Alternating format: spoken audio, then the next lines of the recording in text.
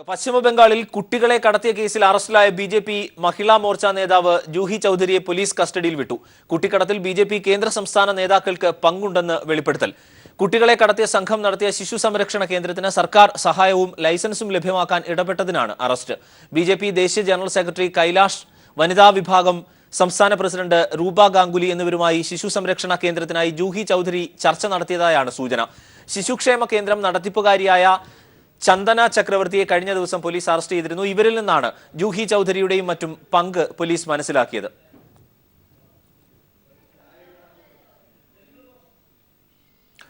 Party പരിപാടിക്ക് എത്തിയ യുവതിയെ ബി.ജെ.പി. മുൻ എം.എൽ.എ. മയക്കുമരുന്ന് കലർന്ന് സൂപ്പ് കുടിപ്പിച്ച് ബലാത്സംഗം ചെയ്തതായി പരാതി. ബി.ജെ.പിയുടെ സജീവ പ്രവർത്തകയായ യുവതിയുടെ പരാതിയിൽ പാർട്ടി ദേശീയ എക്സിക്യൂട്ടീവ് അംഗം വിജയ് ജോളിക്കെതിരെ കേസെടുത്തുവെങ്കിലും പാർട്ടി തലത്തിൽ ഇയാൾക്കെതിരെ നടപടിയെടുക്കാൻ ബി.ജെ.പി. കേന്ദ്ര നേതൃത്വം തയ്യാറായിട്ടില്ല. കഴിഞ്ഞ മാസം 10-ന് ബി.ജെ.പി. നേതൃത്വം ഗുഡ്ഗാവിലെ ഹോട്ടലിൽ സംഘടിപ്പിച്ച പാർട്ടി പരിപാടിക്കിടെ മുൻ എം.എൽ.എ. വിജയ് ജോളി ബലാത്സംഗം ചെയ്തെന്നാണ് യുവതിയുടെ പരാതി. ബി.ജെ.പിയുടെ സജീവ പ്രവർത്തകയായ വനിതാ അംഗം പറയുന്നത് ഇങ്ങനെ: ചില കാര്യങ്ങൾ പറയാനുണ്ടെന്ന് പറഞ്ഞ് ബി.ജെ.പി. ദേശീയ എക്സിക്യൂട്ടീവ് അംഗം കൂടിയായ വിജയ് ജോളി മുറിയിലേക്ക് ക്ഷണിച്ചു. മുതിർന്ന നേതാവായതിനാൽ ക്ഷണം സ്വീകരിച്ച് മുറിയിലെത്തി. തുടർന്ന് ഓർഡർ ചെയ്ത തക്കാളി സൂപ്പ് വിജയ് ജോളി നൽകി. അല്പസമയത്തിന് ശേഷം തല കറങ്ങുന്നതായി തോന്നി. 2 മണിക്കൂറിന് ശേഷം ബോധം വന്നപ്പോൾ പൂർണ്ണ നഗ്നയായിരുന്നുവെന്നും ക്രൂരപീഡനത്തിന് ഇരയായെന്ന് അപ്പോഴാണ് മനസ്സിലാക്കുന്നതെന്നും യുവതി പരാതിയിൽ പറയുന്നു. എന്നാൽ യുവതിയും ഭർത്താവും ബ്ലാക്ക്മെയിൽ ചെയ്യുകയാണെന്ന് വിജയ് ജോളി ആരോപിച്ചു. ബി.ജെ.പിയുടെ വിദേശകാര്യ സെൽ കൺവീനർ കൂടിയായ വിജയ് ജോളി പ്രധാനമന്ത്രി നരേന്ദ്രമോദി ഉൾപ്പെടെയുള്ള നേതാക്കളുമായി അടുത്ത ബന്ധം പുലർത്തുന്ന നേതാവാണ്. ബലാത്സംഗം, ക്രിമിനൽ ഗൂഢാലോചന, ലഹരി മരുന്ന് നൽകി ബോധം കെടുത്തൽ എന്നീ കുറ്റങ്ങളിലാണ് വിജയ് ജോളിക്കെതിരെ കേസെടുത്തിരിക്കുന്നത്. ഗുർമെഹർ കൗർ മോഡൽ RSS ആക്രമണം അസം സംഗീതജ്ഞനെതിരെയും. അസം സംഗീതജ്ഞനായ ഡാനിയൽ ലെങ്താസയ്ക്കെതിരെ സോഷ്യൽ മീഡിയയിൽ വ്യാപകമായ പ്രചാരണമാണ് നടക്കുന്നത്. വർഷങ്ങൾക്ക് മുൻപ് തന്റെ അച്ഛനെ കൊന്ന പഴയ ഭീകരർ ഇപ്പോൾ ബി.ജെ.പി. നേതാക്കൾ ആയതിനെതിരെ ഡാനിയൽ വിമർശനം ഉന്നയിച്ചിരുന്നു. ഇതിനെ തുടർന്നാണ് ഡാനിയലിനെതിരെ സംഘപരിവാർ രംഗത്ത് വന്നത്. കാർഗിൽ യുദ്ധത്തിലാണ് ഗുർമോഹർ കൗറിന്റെ അച്ഛൻ കൊല്ലപ്പെട്ടതെങ്കിൽ ആസാമിലെ യുവഗായകൻ ഡാനിയൽ ലെങ്താസയുടെ അച്ഛനെ തീവ്രവാദികൾ കൊലപ്പെടുത്തുകയായിരുന്നു. ആസാമിൽ പോലീസ് ഉദ്യോഗസ്ഥനായിരുന്നു ഡാനിയൽ ലെങ്താസയുടെ അച്ഛൻ. അതേ തീവ്രവാദികൾ ബി.ജെ.പി. നേതാക്കളായി ഇപ്പോൾ ആസാം ഭരിക്കുന്നത് ചൂണ്ടിക്കാണിച്ച് ഡാനിയേൽ ഫേസ്ബുക്കിൽ പ്രതികരിച്ചിരുന്നു. ഗുർമേഹർ കൗറിന്റെ പ്രതികരണത്തിന് സമാനമായ രീതിയിൽ വെള്ള പേപ്പറിൽ എഴുതിയ പോസ്റ്ററുകളുമായി നിൽക്കുന്ന ചിത്രമാണ് ഡാനിയേൽ ഫേസ്ബുക്കിലിട്ടത്. തീവ്രവാദികൾക്ക് കീഴടങ്ങാൻ കോടിക്കണക്കിന് രൂപ സർക്കാർ നൽകി. ആ തുക കൊണ്ട് അവർ രാഷ്ട്രീയ അടിത്തറയുണ്ടാക്കി. ബി.ജെ.പി. അവർക്ക് അംഗത്വം നൽകി. ഇപ്പോൾ തന്റെ ജില്ലയായ ദിമാ ഹസാവോ ഭരിക്കുന്നത് ആ തീവ്രവാദികളാണെന്നും ഡാനിയൽ ലെങ്താസെ ഫേസ്ബുക്കിലൂടെ ചൂണ്ടിക്കാട്ടുന്നു. ഇതാണ് സംഘപരിവാർ സംഘടനകളെ ചൊടിപ്പിച്ചിരിക്കുന്നത്. ABVP-യും ബി.ജെ.പിയും പരസ്യമായി ഡാനിയലിനെതിരെ ഭീഷണി മുഴക്കി. എന്നാൽ ഭീഷണിക്ക് മുമ്പിൽ താൻ ഭയപ്പെടുന്നില്ലെന്ന് യുവഗായകൻ വ്യക്തമാക്കുന്നു. ചിത്രങ്ങൾക്ക് പുറമെ ഗാനങ്ങളും ഡാനിയൽ ലെങ്താസെ അപ്ലോഡ് ചെയ്തിട്ടുണ്ട്. ഗുർമേഹറിനെ ഭീഷണിപ്പെടുത്തിയ അതേ രീതിയിൽ തന്നെയാണ് സംഘപരിവാർ സംഘടനകൾ ഡാനിയലിനെയും എതിർക്കുന്നത്. മോദി സർക്കാർ അധികാരത്തിലെത്തി ആദ്യകാലത്ത് സംഘപരിവാർ സംഘടനകളുടെ അതിക്രമത്തിനെതിരെ സാഹിത്യകാരന്മാർ രംഗത്തെത്തി. പിന്നീട് വിദ്യാർത്ഥികളും, ഇപ്പോൾ രാജ്യത്തിനു വേണ്ടി ജീവൻ വെടിഞ്ഞവരുടെ മക്കളും അക്രമത്തിനെതിരെ പരസ്യമായി പ്രതികരിക്കുന്നു. News bureau, Delhi. Delhi university വിദ്യാർത്ഥികളെ ആക്രമിച്ച 2 ABVP പ്രവർത്തകരെ ദില്ലി പോലീസ് അറസ്റ്റ് ചെയ്തു. വിദ്യാർത്ഥി സംഘടനകൾ നൽകിയ പരാതിയെ തുടർന്നാണ് അറസ്റ്റ്. അതേസമയം കാർഗിൽ രക്തസാക്ഷിയുടെ മകളെ ബലാത്സംഗം ചെയ്യുമെന്ന് ഭീഷണി വന്ന ഫേസ്ബുക്ക് പേജ് നീക്കം ചെയ്യണം എന്നാവശ്യപ്പെട്ട് ഫേസ്ബുക്ക് അധികൃതർക്ക് ദില്ലി വനിതാ കമ്മീഷൻ നോട്ടീസ് നൽകി. ABVP ഭാരവാഹികളായ പ്രശാന്ത് മിശ്ര, വിനായക് ശർമ്മ എന്നിവരെയാണ് ദില്ലി പോലീസ് അറസ്റ്റ് ചെയ്തത്. വിദ്യാർത്ഥി സംഘടനയായ ഐസ നൽകിയ പരാതിയിലാണ് അറസ്റ്റ്. കഴിഞ്ഞ ബുധനാഴ്ച ABVPയുടെ നേതൃത്വത്തിൽ ദില്ലി രാംജാസ് കോളേജിലെ വിദ്യാർത്ഥികളെ ആക്രമിച്ചിരുന്നു. ഗുരുതരമായി പരിക്കേറ്റ 20ഓളം വിദ്യാർത്ഥികൾ ആശുപത്രിയിലായി. എന്നിട്ടും പോലീസ് നടപടിയെടുക്കാത്തതിനെ തുടർന്ന് കഴിഞ്ഞ ദിവസം യൂണിവേഴ്സിറ്റി വിദ്യാർത്ഥികളും അധ്യാപകരും സംയുക്തമായി കോളേജിന് മുമ്പിൽ ധർണ നടത്തി. ഇതേ തുടർന്നാണ് പോലീസ് ഇപ്പോൾ 2 പേരെ അറസ്റ്റ് ചെയ്തിരിക്കുന്നത്. ആക്രമണത്തിൽ പങ്കെടുത്ത കൂടുതൽ പേരെ അറസ്റ്റ് ചെയ്തില്ലെങ്കിൽ 4-ാം തീയതി പാർലമെന്റിലേക്ക് മാർച്ച് നടത്തുമെന്ന് വിദ്യാർത്ഥികൾ അറിയിച്ചു. കേന്ദ്ര സർക്കാരിന്റെ ഭരണത്തണലിൽ ABVP നടത്തുന്ന ആക്രമണം പാർലമെന്റിൽ അവതരിപ്പിക്കുമെന്ന് CPIM general secretary Sitaram Yechury വിദ്യാർത്ഥികൾക്ക് ഉറപ്പ് നൽകി. അതേസമയം കാർഗിൽ രക്തസാക്ഷിയുടെ മകൾ ഗുർമേഹർ കൗറിനെ ബലാത്സംഗം ചെയ്യുമെന്ന് ഭീഷണിപ്പെടുത്തിയ വ്യക്തിയെ ഇതുവരെ അറസ്റ്റ് ചെയ്തിട്ടില്ല. ഭീഷണി മുഴക്കിയ ഫേസ്ബുക്ക് പേജ് നീക്കം ചെയ്യാൻ ഫേസ്ബുക്ക് അധികൃതർക്ക് ദില്ലി വനിതാ കമ്മീഷൻ നോട്ടീസ് നൽകി. News bureau, Dilli. ഗുർമെഹറിനെതിരായ ABVP ഭീഷണി ഫാസിസ്റ്റ് പ്രവണതയെന്ന CPIM സംസ്ഥാന സെക്രട്ടറി കോടിയേരി ബാലകൃഷ്ണൻ. ഭീഷണിക്ക് ഉത്തരവാദികളായവരെ അറസ്റ്റ് ചെയ്യാൻ മോദി സർക്കാർ തയ്യാറാകണമെന്നും കോടിയേരി ആവശ്യപ്പെട്ടു. നെഹ്റുവിന്റെ പേരിൽ ഗോഡ്സെ നടത്തുന്ന കോളേജാണ് പാമ്പാടിയിലേത് എന്നും വർഗീയ ശക്തികൾ കോളേജുകളിൽ പിടിമുറുക്കാൻ ശ്രമിക്കുന്നത് അപകടകരമാണ് എന്നും കോടിയേരി പറഞ്ഞു. ABVPയെ വിമർശിച്ചു എന്നതിന്റെ പേരിൽ നിന്നെ ബലാത്സംഗം ചെയ്യും എന്ന് പറയുന്ന അവസ്ഥയിലേക്ക് ഫാസിസ്റ്റ് പ്രവണത കടന്നു വന്നില്ലേ? നിന്നെ ഞാൻ അടിക്കും. സ്ത്രീയുടെ ഏറ്റവും വലിയ അഭിമാനമായിട്ടുള്ള ചാരിത്രത്തെ തന്നെ വെല്ലുവിളിക്കുന്ന വിധത്തിൽ നിന്നെ ബലാത്സംഗം ചെയ്യും ഞങ്ങളെ സംഘടനക്കെതിരായി സംസാരിച്ചാൽ. ഇത് പറഞ്ഞ ആളുകളെ ഇതുവരെ അറസ്റ്റ് ചെയ്യാൻ നരേന്ദ്രമോദിയുടെ സർക്കാർ തയ്യാറായിട്ടുണ്ടോ? ഒരാളെ പോലും അറസ്റ്റ് ചെയ്തിട്ടില്ല. ABVPക്ക് ഡൽഹിയിലെ കോളേജുകളിൽ എന്ത് തെമ്മാടിത്തവും നടത്താൻ അവസരം ചെയ്തു കൊടുത്ത് ഒരു വിദ്യാർത്ഥിനിയെ ബലാത്സംഗം ചെയ്യുമെന്ന് പറയാൻ പോലും അറപ്പില്ലാത്ത സ്ഥിതിയിലേക്ക് കാര്യങ്ങൾ കടന്നു വന്നത് RSSന്റെ തണലിൽ പ്രവർത്തിക്കുന്ന കേന്ദ്രഭരണം ഉപയോഗിച്ചുകൊണ്ട് ABVP നടത്തുന്ന പ്രവർത്തനത്തിന്റെ ഒരു ബീഭത്സമായ മുഖമാണ്. സംസ്ഥാനത്ത് വികസനം മുടക്കാൻ വരുന്നവരെ അംഗീകരിക്കില്ലെന്നും അത്തരക്കാരുടെ നിലപാട് ഈ സർക്കാരിനോട് വിലപ്പോവില്ലെന്നും മുഖ്യമന്ത്രി പിണറായി വിജയൻ. വികസന പ്രവർത്തനങ്ങളുടെ കാര്യത്തിൽ ഭരണപക്ഷവും പ്രതിപക്ഷവും ഒരുമിച്ച് നിൽക്കണമെന്ന് മുഖ്യമന്ത്രി സഭയിൽ ആവശ്യപ്പെട്ടു. ഗവർണറുടെ നയപ്രഖ്യാപന പ്രസംഗത്തിന്മേലുള്ള നന്ദി പ്രമേയ ചർച്ചയ്ക്ക് മറുപടി പറയുകയായിരുന്നു മുഖ്യമന്ത്രി. ഒരു തരത്തിലുമുള്ള അകൽച്ച ഭരണവും IAS-കാരും തമ്മിലില്ല. സെക്രട്ടേറിയറ്റ് സർവീസും ഉൾപ്പെടുത്തിയുള്ള കേരള അഡ്മിനിസ്ട്രേറ്റീവ് സർവീസ് ആയിരിക്കും നടപ്പിലാക്കുക. വിജിലൻസ് കേസുകളുടെ കാര്യത്തിൽ ഹൈക്കോടതി ബെഞ്ച് തന്നെ മാർഗനിർദ്ദേശങ്ങൾ നൽകട്ടെയെന്നും മുഖ്യമന്ത്രി സഭയിൽ പറഞ്ഞു. RSSുമായി CPIM ഒരു ഘട്ടത്തിലും കൂട്ടുകൂടിയിട്ടില്ലെന്നും മുഖ്യമന്ത്രി വ്യക്തമാക്കി. സംസ്ഥാനത്ത് അരി പച്ചക്കറി വില കുതിച്ചുയരുന്നു എന്നാരോപിച്ച് പ്രതിപക്ഷം കൊണ്ടുവന്ന അടിയന്തര പ്രമേയ നോട്ടീസിന് ചർച്ച നിഷേധിച്ചതിൽ പ്രതിഷേധിച്ച് പ്രതിപക്ഷം നിയമസഭയിൽ നിന്നിറങ്ങിപ്പോയി. വിലക്കയറ്റം തടയാൻ ഫലപ്രദമായ നടപടികൾ സ്വീകരിക്കാത്ത ഭക്ഷ്യ സിവിൽ സപ്ലൈസ് വകുപ്പ് മന്ത്രി P. തിലോത്തമൻ രാജിവെക്കണമെന്ന് പ്രതിപക്ഷ നേതാവ് ആവശ്യപ്പെട്ടു. അതേസമയം കേന്ദ്രം അരിവിഹിതം വെട്ടിക്കുറച്ചതാണ് സംസ്ഥാനത്ത് അരിവില കുതിച്ചുയരാൻ കാരണം എന്നും സർക്കാരിന്റെ ഭാഗത്തുനിന്ന് വീഴ്ച ഉണ്ടായിട്ടില്ലെന്നും മുഖ്യമന്ത്രി സഭയിൽ വ്യക്തമാക്കി. സർക്കാർ ഫലപ്രദമായ വിപണി ഇടപെടൽ നടത്തിവരികയാണ് എന്ന് മന്ത്രി തിലോത്തമനും സഭയെ അറിയിച്ചു. സംസ്ഥാനത്ത് അരിവില കുതിച്ചുയരുന്നു, പച്ചക്കറി വിലയും വർദ്ധിച്ചിരിക്കുന്നു, ജനങ്ങൾ ദുരിതം അനുഭവിക്കുകയാണ് എന്നിങ്ങനെയുള്ള കാര്യങ്ങൾ ചൂണ്ടിക്കാട്ടി വിഷയം സഭാ നടപടികൾ നിർത്തി ചർച്ച വേണമെന്നാവശ്യപ്പെട്ട M. ഉമ്മറാണ് അടിയന്തര പ്രമേയ നോട്ടീസ് നൽകിയത്. എന്നാൽ പൊതുവിപണിയിൽ അരിവില 21% വരെ വർദ്ധിച്ചിട്ടുണ്ടെന്ന് പറഞ്ഞ വകുപ്പ് മന്ത്രി കേന്ദ്ര അരിവിഹിതം വെട്ടിക്കുറച്ചതാണ് അരിവില കുതിച്ചുയരാൻ കാരണമെന്നും മറുപടിയായി സഭയെ അറിയിച്ചു. സംസ്ഥാനത്തേക്ക് അരി നൽകുന്ന ആന്ധ്ര ഉൾപ്പെടെയുള്ള ഇതര സംസ്ഥാനങ്ങളിലെ കടുത്ത വരൾച്ചയും ഈ സംസ്ഥാനങ്ങളിൽ നിന്ന് പുറത്തേക്കുള്ള അരി കയറ്റുമതി വർദ്ധിച്ചതും അരിവില കുതിച്ചുയരാൻ കാരണമായതായും മന്ത്രി ചൂണ്ടിക്കാട്ടി. അരിവില പിടിച്ചു നിർത്താൻ സംസ്ഥാന സർക്കാർ ഫലപ്രദമായ വിപണി ഇടപെടൽ നടത്തിവരികയാണെന്നും മന്ത്രി സഭയെ അറിയിച്ചു. ഭക്ഷ്യസുരക്ഷാ നിയമം നടപ്പാക്കിയതോടെ കേന്ദ്രം സംസ്ഥാനത്തിന് നൽകിയിരുന്ന അരിവിഹിതം വെട്ടിക്കുറച്ചുവെന്നും അഡീഷണൽ വിഹിതമായ 2 ലക്ഷം മെട്രിക് ടൺ അരി നൽകണമെന്ന് ആവശ്യപ്പെട്ടിട്ടും കേന്ദ്രം അതിന് തയ്യാറായിട്ടില്ലെന്നും മുഖ്യമന്ത്രി സഭയിൽ വ്യക്തമാക്കി. സർക്കാരിന്റെ ഭാഗത്തുനിന്ന് യാതൊരു വീഴ്ചയും ഉണ്ടായിട്ടില്ലെന്നും അദ്ദേഹം കൂട്ടിച്ചേർത്തു. ഞങ്ങൾ നേരത്തെ കേന്ദ്ര ഗവൺമെൻറ്റിനോട് ആവശ്യപ്പെട്ടതും പ്രധാനമന്ത്രിയോടക്കം ആവശ്യപ്പെട്ടതും ഇക്കാര്യത്തിൽ അഡീഷണൽ വിഹിതം സംസ്ഥാനത്തിന് നൽകിയിരുന്നു. ആ അഡീഷണൽ വിഹിതം ഇപ്പോൾ നൽകണം. അതിന് സന്നദ്ധമല്ല എന്ന നിലപാടാണ് കേന്ദ്ര ഗവൺമെൻറ് സ്വീകരിച്ചിട്ടുള്ളത്. അപ്പോൾ നമുക്ക് അഡീഷണൽ വിഹിതം നേരത്തെ ലഭിച്ചിരുന്നില്ല എന്ന് പലവട്ടം വ്യക്തമാക്കി കഴിഞ്ഞ കാര്യമാണ്. ചോദിക്കാത്തതല്ല, ചോദിച്ചിട്ട് കിട്ടിയിട്ടില്ല. അതേസമയം അരിവിഹിതം വെട്ടിക്കുറച്ച കേന്ദ്ര നടപടിക്കെതിരെ ഭരണപക്ഷത്തു നിന്നും പ്രതിപക്ഷത്തു നിന്നും ഒരു പൊതുനിലപാട് സഭയിൽ ഉയർന്നു വന്നു. കേന്ദ്ര അരിവിഹിതം സബ്സിഡി നിരക്കിൽ തന്നെ വാങ്ങിയെടുക്കണമെന്ന മുൻ മുഖ്യമന്ത്രി ഉമ്മൻചാണ്ടി അടക്കമുള്ളവരുടെ ആവശ്യം ഭരണപക്ഷം അംഗീകരിച്ചു. ഒരുമിച്ച് നിന്ന് കേന്ദ്രവിഹിതം വാങ്ങണമെന്ന അഭിപ്രായവും ഇരുവരും സഭയിൽ പ്രകടമാക്കി. അതേസമയം വകുപ്പ് മന്ത്രി വിലക്കയറ്റം പിടിച്ചു നിർത്തുന്നതിൽ പൂർണ്ണ പരാജയമാണെന്ന് തുടർന്ന് സംസാരിച്ച പ്രതിപക്ഷ നേതാവ് രമേശ് ചെന്നിത്തല ആരോപിച്ചു. മന്ത്രി തിലോത്തമൻ രാജിവെക്കണമെന്നും രമേശ് ചെന്നിത്തല ആവശ്യപ്പെട്ടു. ജനങ്ങളെ നേരിട്ട് ബാധിക്കുന്ന വിലക്കയറ്റ വിഷയം ചർച്ച ചെയ്യാത്തതിൽ പ്രതിഷേധിച്ച് പ്രതിപക്ഷം നിയമസഭയിൽ നിന്ന് ഇറങ്ങിപ്പോവുകയായിരുന്നു. നിയമസഭയിൽ നിന്ന് സുനിൽ അരിമാനൂർ. സംസ്ഥാനത്ത് ചില്ലറ വിദേശ മദ്യശാലകൾ തുറക്കാൻ കഴിഞ്ഞില്ലെങ്കിൽ വ്യാജമദ്യത്തിന്റെയും മയക്കുമരുന്നിന്റെയും വ്യാപനം ഉണ്ടാകുമെന്ന് മന്ത്രി TP രാമകൃഷ്ണൻ.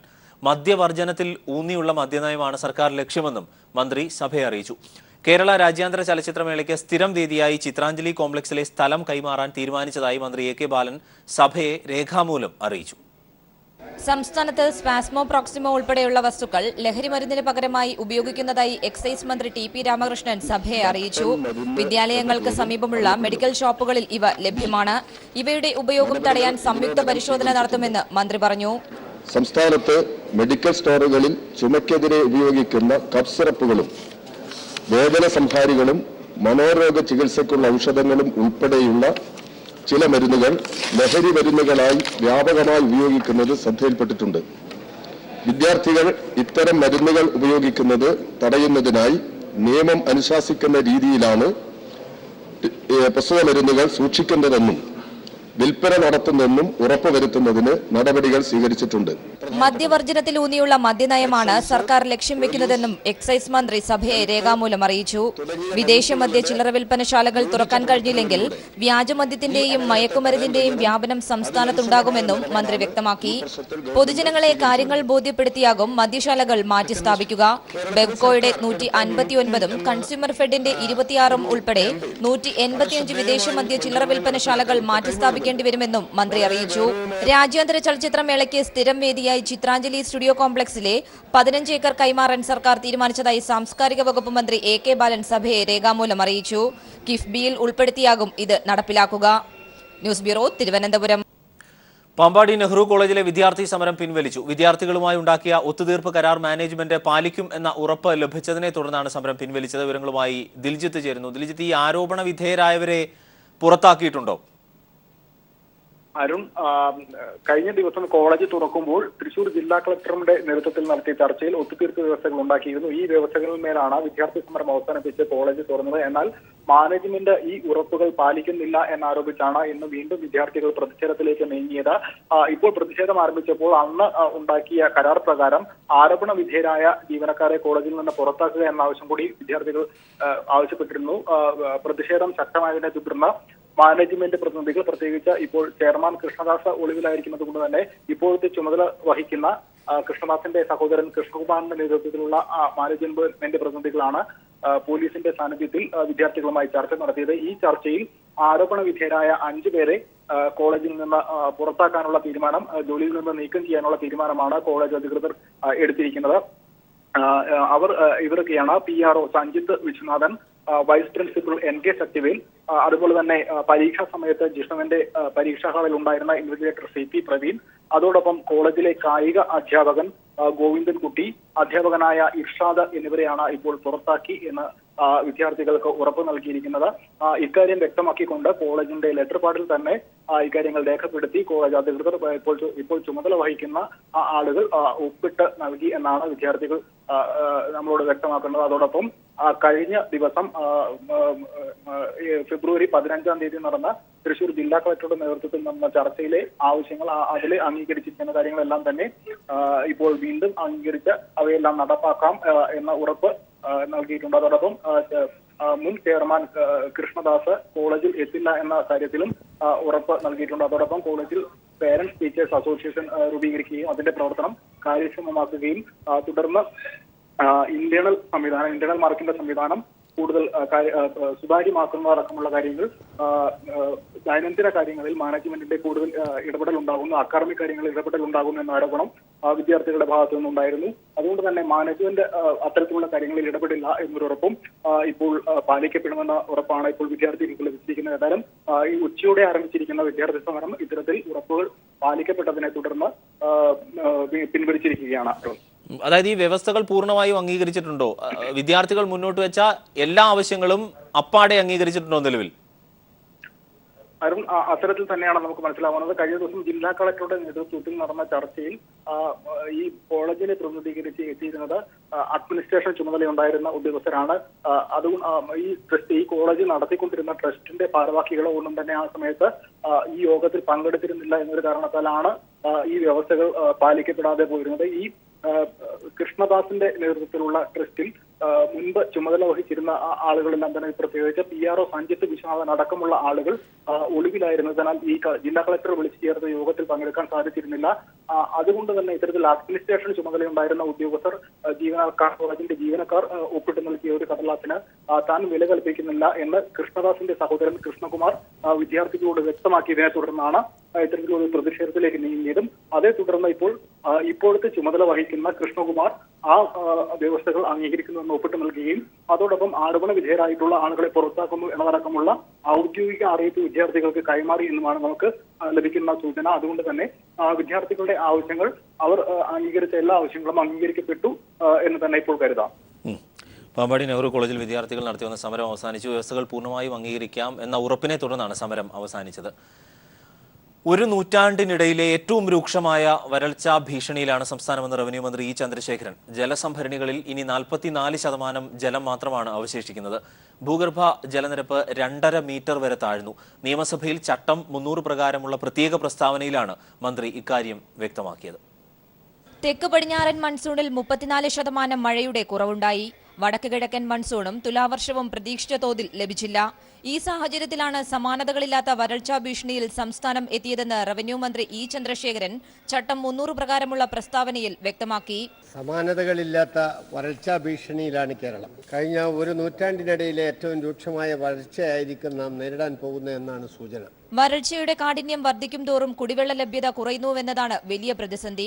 സംസ്ഥാനത്തെ ജലസംഭരണികളിൽ ഇനി ശേഷിക്കുന്നത് 44% ജലം മാത്രമാണ്.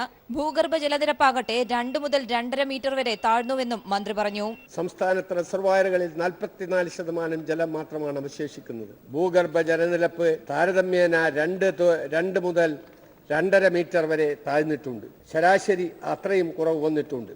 അതീവ ഗുരുതരമായ സാഹചര്യമാണിത്. വേനൽ കടുത്തതോടെ നെൽകൃഷിക്കാണ് കനത്ത ആഘാതമുണ്ടായത്.